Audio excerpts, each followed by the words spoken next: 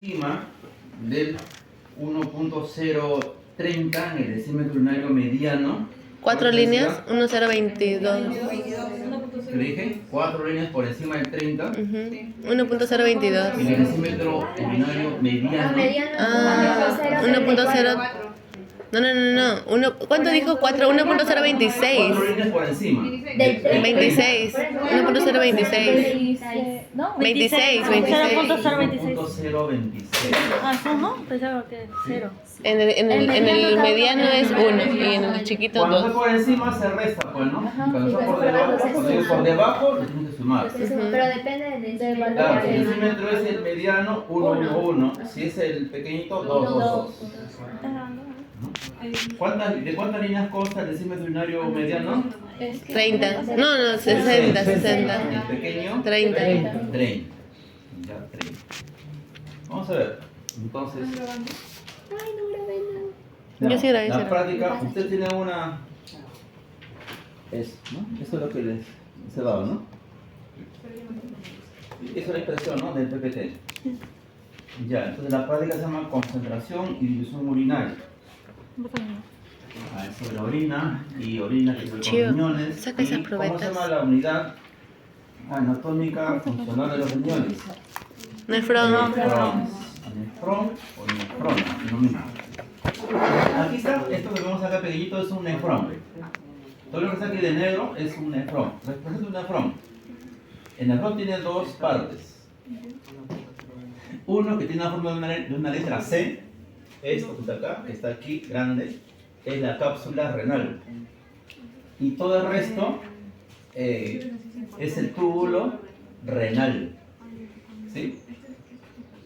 A este nefrón, tú debes saber, a este nefrón llega una arteriola aferente. O sea, AA es, ¿no?, abreviatura de aferente, llevando sangre, ¿no? Llega a la cápsula y aquí se constituye una gran cantidad de capilares sanguíneos, una red de capilares que en conjunto forman como un ovillo de capilares llamado glomérulo. O sea, esto representa el glomérulo renal, ¿no? Y la suma, la unión de la cápsula más el glomérulo, se le conoce con el nombre de, acá lo he puesto como corpúsculo renal, ¿ya? O corpúsculo de Malpighi. Aquí está, todito esto es glomérulo y todito esto que está acá, el corpúsculo renal, ¿no? O de Malpighi. De este glomérulo sale esta otra arteriola, la eferente, arteriola eferente. Y después de esta arteriola se continúa una red de capilares aquí, ¿no? Esos capilares que rodean alrededor de los túbulos renales se llaman capilares peritubulares. Esto que está aquí representa el capilar peritubular. ¿Ya? Solamente la voy a ver porque no tengo espacio para escribir. Como quiero no borrar. ¿Ya? Esto que está acá representa un capilar sanguíneo y un capilar peritubular. Por aquí llega sangre y por aquí también circula sangre. Esto que está aquí hemos dicho que es el túbulo renal y este túbulo renal a su vez tiene varios segmentos. Este primer segmento se llama túbulo contorneado proximal, que está aquí. Esto me representa, ¿no? TCP, túbulo contorneado proximal. Este segmento que está aquí es el asa de Henle. Este es su rama descendente y su rama ascendente. Entonces, esto me representa mi asa de Henle. Y esta partecita, rama descendente del asa de Henle. Y esto, la rama ascendente del asa de Henle. La rama ascendente es más delgada y la ascendente como que se va engrosando un poco más. Se engrosa. Luego viene acá esta porción, es el túbulo contorneado distal. Aquí está, esto me representa túbulo contorneado distal. Y lo último es esto que está aquí, túbulo colector. Y aquí está, ¿no? Esto me representa el túbulo colector. Y esas son las partes. Y ahora tengo que saber la histología. Está en tu PPT, ¿eh? Está en tu teoría y también está en tu PPT de práctica. La histología. Entonces tú sabes que esto que está acá es una red de capilares. Acá hay varios capilares. Para muestra he puesto acá un capilar. ¿Listo? He puesto acá un capilar. Y tú debes recordar que todo capilar presenta una sola capa de células endoteliales. O sea, en su endotelio hay una capa de células endoteliales. Eso que tú ves acá de rojito son las capas de células endoteliales. Y como todo endotelio se apoya siempre en una membrana basal. Lo que está aquí de azul, ¿qué representa? La membrana basal. Aparte, esto es la cápsula renal o de Bowman, que tiene a su vez esta parte que está adherida a esta víscera, pues eso es la hoja visceral, y esto es la hoja parietal, externo parietal. Me interesa la que está acá, ¿no? La interno visceral. En esta interno visceral, acá hay una capa de células modificadas llamadas podocitos. Esto representa a los podocitos. Bueno, por acá hay un podocito. El podocito tiene dos partes. Uno que es su cuerpo, y esto que está aquí como pies son sus pedicelios, ¿no? Pedicelos o pedicelios. Es como una mano, ¿no? El cuerpo y sus pedicelios. ¿Ya está? Entonces, acá hay tres elementos, ¿no? Tres componentes. ¿Sí? Estos tres componentes, o sea, la capa de células endoteliales, la membrana basal y la capa de células podocitos, estos tres en conjunto forman la membrana de filtración. No constituye membrana de filtración, ya sabes, pues, ¿no? Cualquiera de estos tres que no están mencionados sería la respuesta, ¿no? ¿Listo? Esta membrana de filtración es más o menos lo que se asemejaría un colador en nuestra casa. Un colador, ¿no? Este es el colador aquí, ¿no? En nuestros nefrones. Esta es membrana de filtración. ¿Qué cosa filtra? La sangre. ¿Sí? Va a filtrar la sangre que llega aquí. Eso se ve en teoría. Aquí va a llegar sangre con gran presión. Aquí participan varias presiones, tres presiones, solo una positiva grande y dos negativas. Al final, la diferencia siempre va a ser positivo, por eso que hay filtración. ¿Qué elementos de la sangre sí se filtran? ¿Qué elementos se filtran? O sea, ¿qué parte de la sangre se filtra? Se filtra el agua de la sangre, se filtra los solutos de la sangre, se filtra la glucosa de la sangre. Se filtran las proteínas, se filtran los aminoácidos de la sangre, se filtran. ¿Sí? ¿Qué elementos de la sangre no se filtran? Se quedan aquí, se quedan en la membrana de filtración, se quedan adheridos. Es como decir, cuando tú licúas tu jugo de maracuyá, licúas, después ¿qué hacemos? Las pepitas. Agarras la taza, ¿sí? La taza de la licuadora, pones tu recipiente, su colador y lo viertes. Generalmente ahí, ¿no? Cerquita. ¿Sí? Tú sabes que acá no lo viertes, al inicio pasa rapidito, después como que se hace lento, ¿no? ¿Sí? Ese filtrado. ¿Por qué? Porque las pepitas van obstruyendo. ¿Sí? Entonces, esas pepitas de la maracuyá representan esto, ¿no? Quienes no se filtran, quienes no pasan, se quedan en la membrana de filtración. Las proteínas plasmáticas, proteínas plasmáticas, ¿y quiénes son esas proteínas plasmáticas? Albúmina, globulina, pirinógeno. ¿Quiénes más no se filtran? Las células sanguíneas no se filtran. ¿Y quiénes son? Glóbulos rojos, blancos y plaquetas. Ellos no se filtran. Y si ellos no se filtran, ¿deberían estar presentes en la orina que emitimos al final? No. ¿Sí? No. Entonces, si hubiese presencia de proteínas plasmáticas y células sanguíneas en la orina que emitimos al final, ¿a qué nivel de nefrón estaría la lesión? La membrana de filtración. La respuesta es La membrana de filtración. No hay que poner glomérulo, cápsula de Bowman, no, es membrana de filtración. ¿Sí? ¿Y qué situaciones podrían hacer que esta membrana se lesione? Por ejemplo, Los cálculos pulmonares. Presión. este es el nefrón, ¿no? Estamos dentro, internamente en el nefrón, Presión ¿no? arterial. No estamos en los cálices, no estamos en las vías urinarias, ¿no? Presión arterial. ¿Qué membrana podría ser que qué situación podría hacer que esta membrana se lesione? Por ejemplo, para que lo relaciones.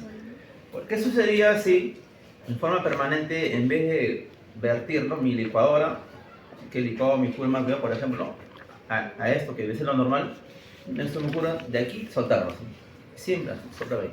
Mayor presión, ¿no? Mayor presión. Presión. O sea, La presión alta. Hipertensión arterial. Es frecuente que en el hipertenso, ¿no? En él encontremos hematuria, piuria, albuminuria, o sea, Poliuria. estos elementos en la muestra de la orina. ¿Qué más saber? ¿Qué más? ¿Sí? Tu colaborador de tu casa, por ejemplo, va a trabajar normal si él tiene, por ejemplo, años, si ya pagó impuestos, tiene... ¿Y por qué? Profesor, el pito fue maracuyá, ya, pero me has dado con pepa y todo. Es que mi colaborador está viejito, Y ya profesor, tiene ¿no? hueco. Ya tiene hueco, está viejito, está de... Pero claro, o sea, la edad avanzada. Es frecuente en el octogenario, ¿cierto? Que ya se lesionó su membrana y esté presente ello, ¿no? Que no debe estar presente en el joven. ¿Qué más puede lesionar membrana de filtración? O la densidad puede ser, o sea, que la sangre llegue muy líquida, ¿no? Y más ligera. La densidad. Pasaría más. La densidad va a variar más que todo el filtrado, ¿no? De la membrana. Mm, ¿Qué más? A ver. ¿Microorganismos o no? ¿Cómo? Microorganismos, gérmenes, patógenos, bacterias, gérmenes. Escherichia coli. Claro, ¿no? Que ingresa por vías urinarias, pues, ¿no? Por la uretra, fácilmente puede subir, ¿no? Uretra, vejiga, uréter, puede llegar hasta, El riñón. ¿no? Cáliz menor, mayor, y llegar acá, ¿sí? Llegar acá, ¿sí? Al glomérulo y causar una glomerulonefritis aguda. Y si no, trata crónica, ¿sí? Con lesión de membrana de filtración. Asumiendo que todo marcha bien, ya se filtró. Claro, ¿qué se filtró? La sangre. Entonces, una de las funciones de nuestros riñones, a través de nuestros nefrones, es la de formar la orina. Una de varias funciones, la de formar orina. Se forma también a través de 3 procesos básicos. Y lo primero es la filtración glomerular, ¿sí? Luego la reabsorción por el túbulo, reabsorción tubular, y luego la secreción, porque también por el túbulo, la secreción tubular. ¿Qué cantidad de sangre se filtra diariamente a través de todos nuestros nefrones? 125 mililitros por cada minuto, equivalente a 180 litros por día. Cantidad de sangre, ¿no? Que se filtra. ¿Pero acaso 180 litros orinamos? No. No. De esos 180, mira, si le sacamos el 1%, ¿cuánto es de 180? 1.8 litros. Y ni siquiera es 1.8, es un poquito menos. O sea, cerca del 1% de todo lo que se filtra es la orina que se forma diariamente. Y esto lo vamos a ver. ¿Ya?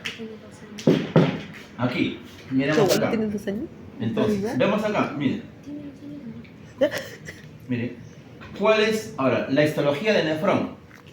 En ese túbulo contorneo proximal, acá hay una capa de células, ¿ven? Cilíndricas, que tienen esto en particular, microvellosidades. Y es el único segmento en el nefrón con presencia en microvellosidades. ¿Y por qué es importante las microvellosidades? Para filtración. Porque amplían superficie de absorción. En este caso es reabsorción, ¿no? Se absorbe el nivel intestinal y aquí se vuelve a absorber, se llama reabsorción. ¿Listo? Entonces, si la pregunta fuera así, ¿no? ¿En qué segmento o en qué parte del nefrón se da la mayor actividad de reabsorción tubular? Túbulo contorneo proximal. Túbulo contorneo proximal por Por los fibrilas. la presencia de fibrilas. de células con microvellosidades, ¿sí? Que absorben alto porcentaje de lo que se ha filtrado, ¿estamos? Como los solutos, la glucosa, y también, ¿por qué? Porque dentro de estas células con microvellosidades hay unas aquaporinas, o sea, hay unos canales de agua regulados, llamados AQP1, ¿ya? De todas las aquaporinas, aquí en el sistema urinario vamos a repasar 4 aquaporinas, 1, 2, 3, 4. La número 1, la AQP1, ¿dónde está presente? Túbulo contorneo proximal, aquí, aquí, aquí, y también aquí, ¿no? En la rama descendente de Henle, aquí en estas células. rama descendente de Henle. Ahí hay aquaporina número 1. ¿Sí? O sea, estos aquaporinos que hacen retienen agua, pero no dependen de la hormona antidiurética. Porque la hormona antidiurética no llega a este nivel. Llega atrás, pero no aquí. ¿Sí? ¿Estamos? O sea, la mayor actividad de reabsorción de agua, independientemente de la hormona antidiurética, se da a nivel de túbulo contorneado proximal en primer lugar, porque a ese nivel se retiene de todo lo que se filtra del agua, 65% del agua.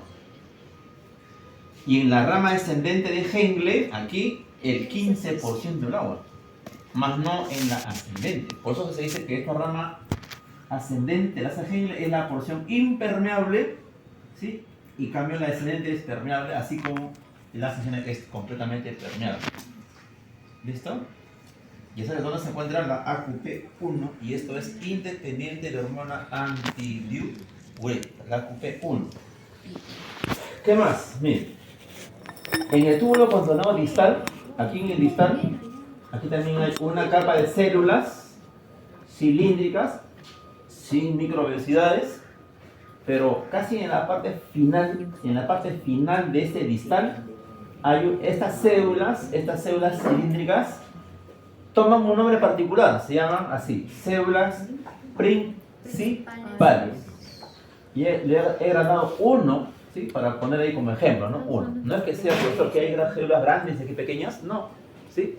He ampliado uno para que entiendan, pues, ¿no? ¿Estamos? ¿Qué particular tienen estas células principales? ¿Dónde más hay células principales? En todo el túbulo colector hay células principales. ¿Túbulo cómo? ¿Sí? A la pregunta, ¿dónde encontramos células principales en el nefrón? ¿Dónde? El túbulo contorneado distal, la parte final. En la parte final del contorneado distal y en todo el túbulo colector. ¿Sí? Si tú no dices parte final, no es respuesta, pues, ¿no? Si solamente dices en el túbulo contorneado distal, se asume que esto es incorrecto. En la parte final del distal y en todo el colector. ¿Y por qué es importante esas células principales? Aquí he puesto una célula grande para hacer una esquemita, pues, ¿no? ¿Por qué es importante? Porque en la membrana de esta célula encontramos este tipo de receptor de membrana en particular. El receptor V2, o sea, B2. ¿Sí? B2, acá está. Es un receptor a hormona antidiurética. Este es un receptor de membrana. ¿Te acuerdas cuando hicimos primera semana de clase, primer seminario? ¿Te acuerdas? Primero mensajeros, receptor de membrana, segundo mensajeros, y así, ¿te acuerdas? Entonces, este es un receptor en particular que está asociado a proteína G y tiene esta forma, ¿te acuerdas? Por aquí dibujé. La forma así, bueno, en serpentín, ¿no? Así, ¿te acuerdas? Con sus dominios, extra, intra, transmembrana, etc. Estos, ¿no? Este es él, pues, el receptor de membrana asociado a proteína G. En ese sentido, jóvenes, la hormona antidiurética, porque este es un receptor para antidiurética, la hormona antidiurética interactúa con tres tipos de receptores de membrana asociados a proteína G. El receptor B1A, el B1B y el B2. El B1A es un receptor hepático y vascular, el B1B hipofisiario y el B2 es el renal. O sea, él es el que está aquí, pues, ¿no? El receptor B2. No te olvides, ¿ah? ¿Qué son ellos? Completo. Receptores de membrana. ¿Sí? Claro, ¿no? Para antidiurética, asociados a proteína G. Presentes aquí, ¿no? Renal, hipofisiario, hepático, vascular. Eso. Receptores de membrana presentes. ¿Sí? Entonces te voy a preguntar esas cositas, pues, ¿no? ¿Presentes en qué era, doctor? Aquí está, pues. El B1A es un hepático vascular. No, es hepático. El hígado. Células hepáticas, ¿no? Hipofisiario y la Hipofisiario y renal. No, pero el conjunto era receptores de membrana. Son receptores. Claro, son receptores para antidiurética, ¿no? Claro. Receptores de membrana asociados a proteína G, pero para antidiurética. Para diurética. Por eso se dice que la hormona antidiurética interactúa con 3 tipos de receptores de membrana asociados a proteína G, B1A, B1B y B2. ¿Dónde se encuentran? Aquí está. ¿Quién está aquí en el renal? El B2. Entonces, ¿qué va a suceder? Mire, ¿qué va a suceder cuando este receptor para hormona antidiurética recibe la antidiurética? ¿Recuerdas cuando recordamos lo que hicimos? ¿Recuerdas qué sucedía? Se activa la proteína G, la unidad alfa se separa, ¿te acuerdas? ¿No? Gana un ATP, se forma era un GDP, luego ¿cierto? Gana un fosfo, se forma el ATP, la unidad alfa activa a una enzima, a N-ciclasa, ¿te acuerdas? Y esta a partir de un sustrato ATP forma un producto de MP cíclico y esta activa luego a la proteína quinasa A y estas fosforilan proteínas y estas proteínas fosforiladas realizan el efecto fisiológico. ¿Cuál es el efecto aquí? Dentro de estas células principales hay una gran cantidad de estas vesículas. Acá puedo meter uno como muestra. Dentro de estas vesículas se almacena esto que está aquí, llamadas aquaporinas, canales, ¿sí?, de agua regulados por, en este caso está la AQP2. AQP2. AQP2 es permeable al agua. ¿Sí? ¿Estamos? ¿Dónde encontramos la AQP2? ¿Dónde? Tuvo la contorneado distal en la parte final, pues, ¿no? Sí, en la parte final, aquí, pues, en la parte final del distal y en todo el contorno dentro de las células principales. El túbulo conectado dentro ¿Sí? de la célula. Claro, en la célula está, pues, ahí están las vesículas que almacenan AQP2. ¿Listo? ¿Cuál es la diferencia entre la AQP1 y la AQP2? Las microvellosidades. Los receptores, ¿no? Es que no están aproximados. A ver, No, ¿qué no, sí, diferencia? que están presentes en células con microvellosidades y sin microvellosidades. Tío, pero ¿cuál es la respuesta? Una no depende de la hormona. Así es. Ay, Si fuera así la pregunta, pero no. no dependen de la... Claro, tú sabes que la QP1, la QP1 no depende de antibiótica, ¿no? O sea, son canales regulados, pero no independientes de hormonas antibióticas. O sea, si la pregunta fuera así, por ejemplo, ¿no? como aplicación. Una cosa que te diga así, ¿no? La mayor actividad, o sea, de reabsorción de agua, me estamos gritando acá, pues, ¿no? La COP1. ¿Sí? ¿Estamos? Está determinado por la presencia de, ¿no?, aquaporinas independientes de hormona antibiótica. ¿A qué nos referimos? A la COP1. ¿Sí? Pero también la reabsorción de agua, ¿sí?, dependiente, o sea, ¿no?, la reabsorción de agua, la retención de agua dependiente de hormona antidiurética, ¿por qué más está regulado? O sea, la QP2, pues, ¿no? Porque la QP2 es dependiente de hormona antidiurética. Si no hay antidiurética, esta nunca se va a liberar, va a seguir almacenada. ¿Sí? Es diferencia, ¿no? Que esta es dependiente y esta es independiente, la QP1. ¿Ya? La QP1. Ahora, ¿y cuál es la función? O sea, ¿cuál es el efecto? ¿Cuál es el efecto aquí? El efecto es que estas vesículas se acerquen aquí, ¿no?, a la parte basal de de estas células principales, liberen la la QP2 se instala aquí y se abren, ¿sí, no? Se abren sus compuertas, sus canales, esas aquaporinas se abren, ¿sí? También están abiertas, ¿ves? Están abiertas, ¿sí? Aquí en la parte basal se instalan y se abren las compuertas, los canales. ¿Para qué? Ahora, aquí comienza la filtración y en el trayecto, poco a poco, ¿no?, a medida que se va reabsorbiendo solutos y agua, aquí ¿no?, al final, cuando llega acá, la orina que llega acá es una orina hipotónica, o sea, una orina con pocos solutos, porque antes todo se ha retenido, ¿no?, casi todo. Aquí llega una orina hipotónica, ¿sí? Hipotónica. Pero ¿qué pasa si En presencia de esta hormona, estos canales acuoporos 2 se abren y empieza a haber la retención de agua. Se retiene agua. Entonces, si yo retengo agua, esta es una orina hipotónica, y retengo agua, al final, ¿qué se va a emitir? Una orina hipertónica. ¿Sí? ¿De qué va a depender cuándo va a ser mucho más hipertónica? De esto, ¿no? Cuanto mayor sea la presencia de esta hormona aquí, mayor va a ser la apertura de las apocrina 2 y mayor va a ser la permeabilidad al agua, y como consecuencia, la orina que emitimos va a ser así: hipertónica, concentrada, con alta densidad y volumen disminuido. ¿Sí? Esta orina que está acá se supone que es una orina hipertónica, concentrada, ¿sí? Claro, con alta densidad. Ustedes han calculado que la densidad es, ha calculado 1.020 y tantos, ¿no? 20 y el otro ha sido 24. ¿Ve? Alta densidad, hipertónica, concentrada. ¿Y el volumen cómo ha sido? Disminuido. Claro, ¿no? Esas son las características de la orina emitida en una persona que está en restricción hídrica, no ha tomado nada de agua. ¿Sí? Entonces, claro, miren, ¿ah? Pero esta hormona, ¿dónde se produce la hormona antidiurética? En el hipotálamo.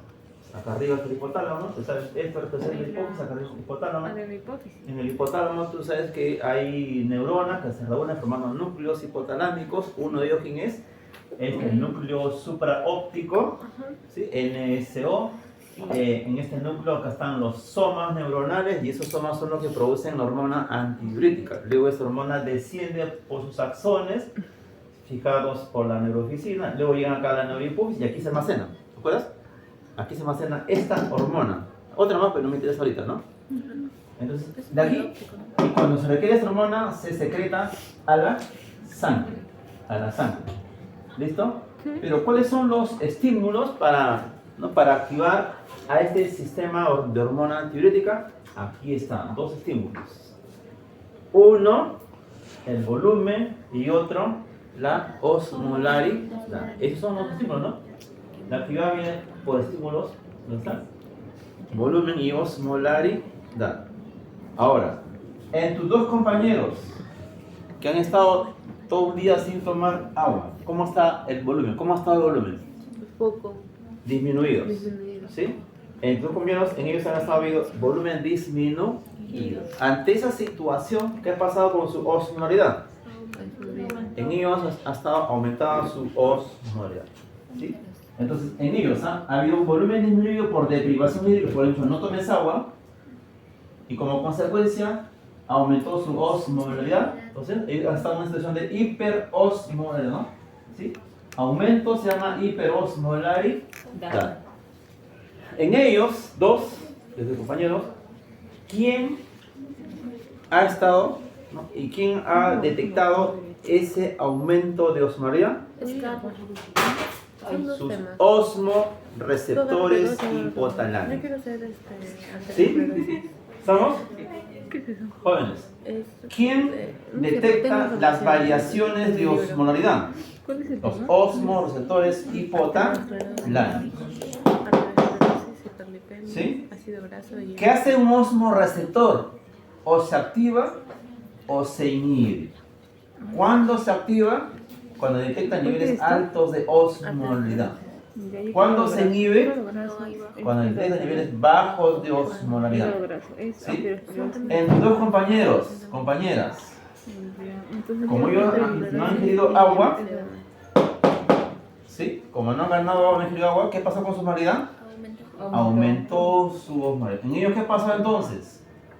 Sus osmoreceptores hipotalámicos se han activado, ¿sí? Y cuando ellos se activan, van a realizar dos acciones importantes, entre otros.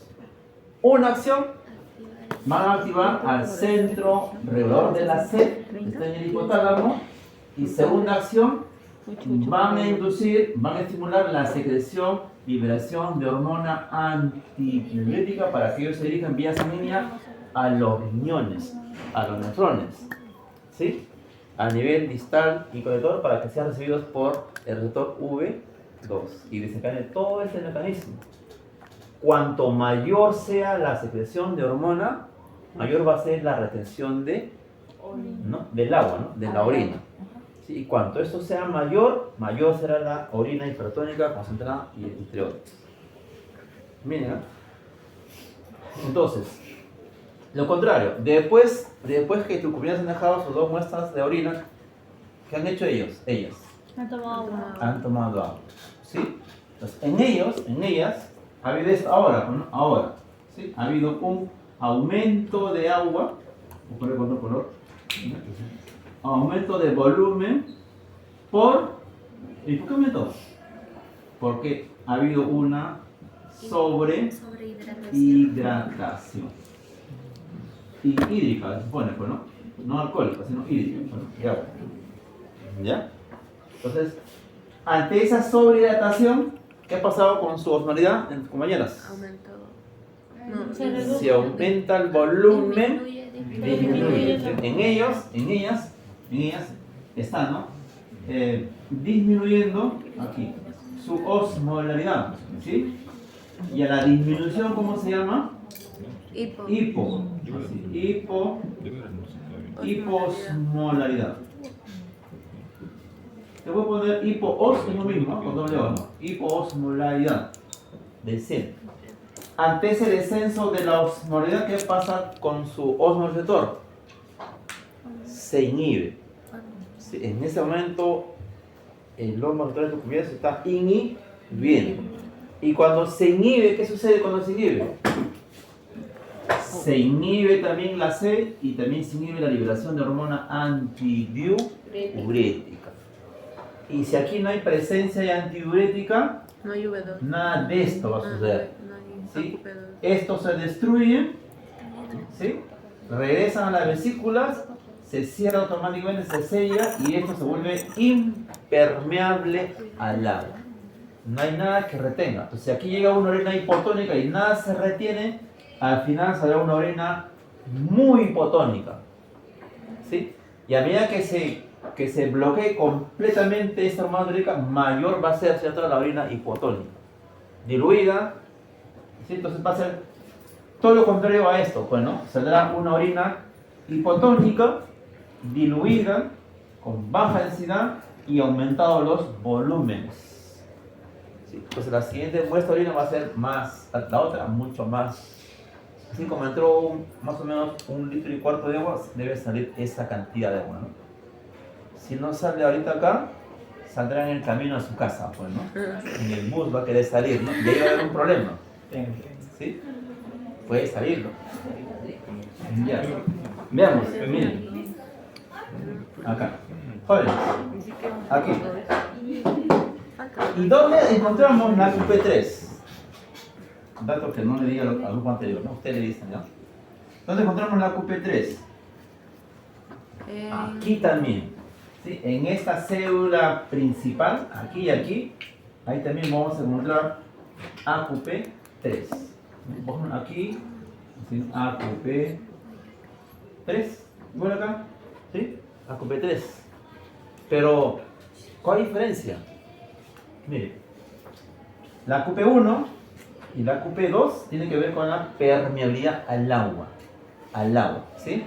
Permeabilidad al agua independiente de hormona antidiurética, permeabilidad al agua dependiente de hormona antidiurética. En cambio, la QP3 tiene que ver con la permeabilidad a la urina.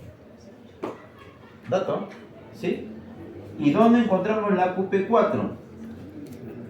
Aquí hay mucho, ¿no? La QP3 se encuentra aquí, ¿no? Túbulo, contenedor distal y túbulo, politor. Igual que eso, ¿no? Pero tiene que ver con la permeabilidad a la urina. ¿Sí? A la urina. ¿Dónde encontramos la QP4? Se sabe lo siguiente, ¿no? Que la QP4 sería, dicen los libros, sería, dice, el probable,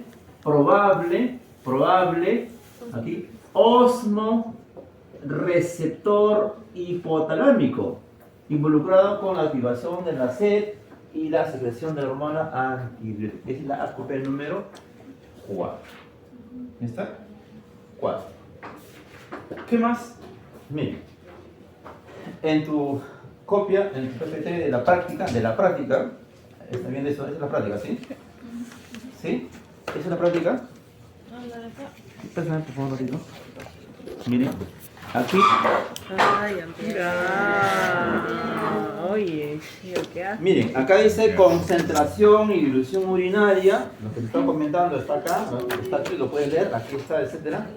Aquí está, ¿ya? Es enamorada. Y miren, ven acá, esta que está aquí, esta imagen está acá, tiene que ver con la concentración urinaria y lo que está acostado abajito, la dilución urinaria. Si te fijas bien en el esquemita, ¿sí? En el esquema tú vas a ver aquí, al inicio nomás, al inicio del nefrón, aquí se encuentra este valor, 300 miliosmol litro.